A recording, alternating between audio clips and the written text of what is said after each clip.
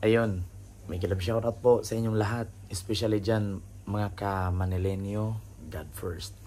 So, meron lang kasi akong narinig ngayon, mga kababayan, especially dyan sa Manilenyo, mga tulonggis, ayan, yung mga nasa Gidli, yung mga mga mahirap katulad natin. Meron kasing akong narinig ngayon na si Isko daw walang utang na loob. Ito sa madaling salita, si Isko daw walang utang na loob sa mga lakuna. Kasi kung alam nyo po talaga yung background ni Yorme noon, nung hindi pa siya vice mayor, actually tinulungan po siya talaga ng nanay, ng tatay ni Mayor Hani Lacuna na si ex-vice mayor Lacuna. So, actually, ito gusto ko lang i-ano sa inyo mga kababayan. Ang pagtulong kasi may iba-ibang paraan. Yung iba kasi tumutulong, may kapalit. Yung iba naman tumutulong para makatulong. So, ngayon, maraming nakapag-react, lalong-lalo na sa Maynila kasi actually isa na nga si Congressman Chua dyan na una daw tinuturing ni Hani si Yorme na kapatid, and then pinakita daw ni Yorme sa taong bayan na magkaibigan sila ni Hani, magkapatid ang turingan nila at ate pa nga ang tawag ni Yorme, pero wala daw utang na loob at traidor itong si Yorme kasi sabi daw ni walang isang salita. Sabi daw ni Yorme na hindi daw siya tatakbo pagka mayor. Nangako daw si Yorme na magre-retiro. Napaliwanag naman po natin yan sa una nating vlog na hindi naman po lahat ng paraan na sinasabi mo ay gagawin mo. Lalong-lalo na kung yung naumpisahan mo ay hindi naman pinagpatuloy, so kailangan mong balikan. Diba? Lalong-lalo na kapag ramdam mo yung hirap sa kapwa mo mahihirap. Actually, sa totoo lang, meron nga tayong kasabihan mga kababayan na kapwa pangit lang ang nakakaintindi sa'yo.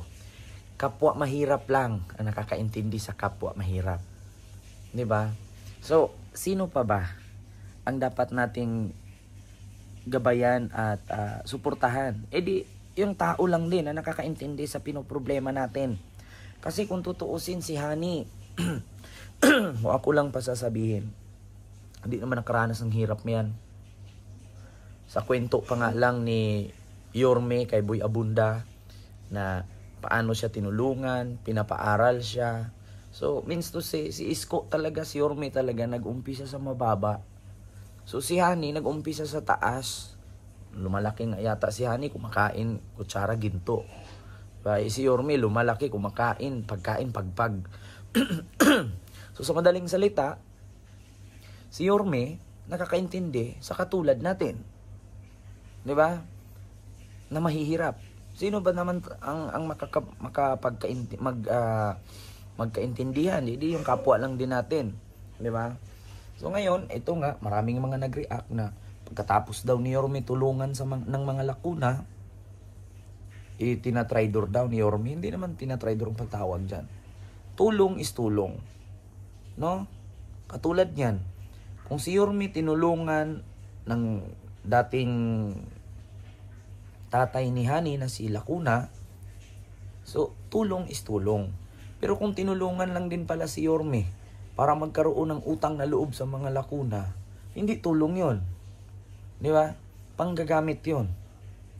Di ba? Totoo lang, sa totoo lang. Real talk ha. Kung tinulungan man ng dating Vice Mayor Lacuna si Yorme para makapag-aral, para maging edukado, thank you. Diba? Pero kung tinulungan mo si Yorme para hawakan sa liig at tinulungan mo si Yorme para gawin mong aso, gawin mong tagatahol, hindi pagtulong yon, panggagamit yon. Diba? Kasi magkaiba kasi yung tumulong para makatulong o tumulong para may utang na loob. Magkaiba yun. Diba? So, hindi natin pwedeng tawagin na si Yorme walang utang ng loob sa mga Lacuna dahil sa gagawin niya ngayong pagtakbo at kakalabanin si Hani.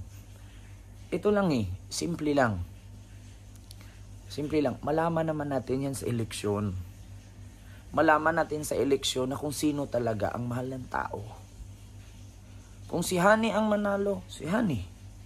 Kung si Isko ang manalo, si Isko.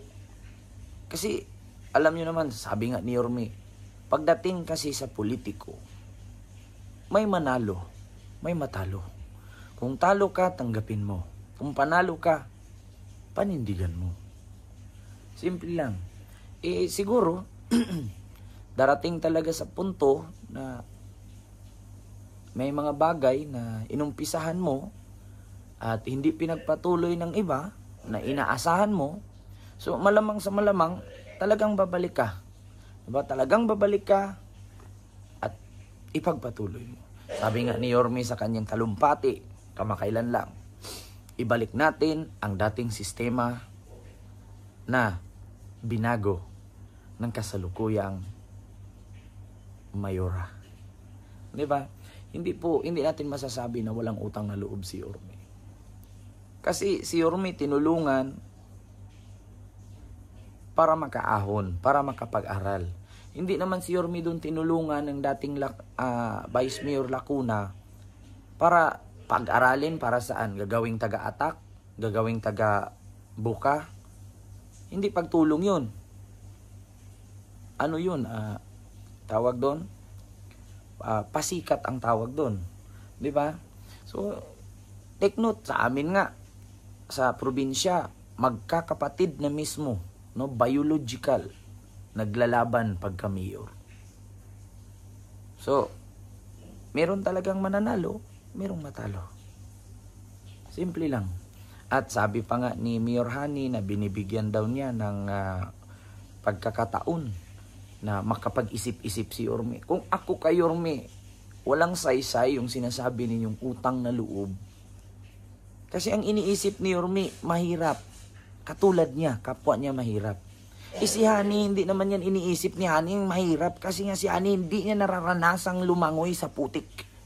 Hindi naranasan ni Haning magpadyak. Hindi naranasan ni Haning kumain ng pagpag. Di ba? So, syempre, tayong mga mahihirap na taga Maynila, ang nakakaintindi sa atin, yung kapwa mahirap lang natin. Actually, kung taga Manila ka, mayaman ka, hindi nyo naman nararamdaman yung pagod at hirap namin sa buhay. Kasi mayaman kayo. Diba? Sino lang bang makakaintindi sa amin? Di yung kapwa lang din namin. Pero kung mayaman kami ngayon, malamang sa malamang, makakaintindi sa amin, mga mayayaman lang din. Kaya nga, mas gustuhin ng taong bayan si Yorme. Alam nyo kung bakit? Si Yorme kasi ramdam namin. Si Yorme, kapag sinabi mo, Yorme, makikita mo kumakain, naglalakad. Si Hani, simula nung umupo yan, simula nga nung hindi pa naging mayor yan, hindi nga namin nakikita yan. Minsan nakikita ko lang yan, taga Bacood ata yan. Ako, malapit-lapit ako sa Bacood. Totoo lang. Hindi ko nga alam saan bahay niyan eh. Oo. Unlike Yorme na kahit saan makikita mo yung tao. Diba? So yun lang, aking masasabi. Wala daw utang na loob si Isko sa mga Lacuna. Hindi totoo yan. Kita lang kasi ni Isko yung hindi magandang nagawa. Pangit kasi yung nag-umpisa kang magtayo ng tindahan tapos naubos na yung paninda, hindi ka pa bumili, hindi ka pa nangumpra. So anong ibibenta mo ulit? Di ba? Ganun lang. Maraming salamat and see you next vlog. God first.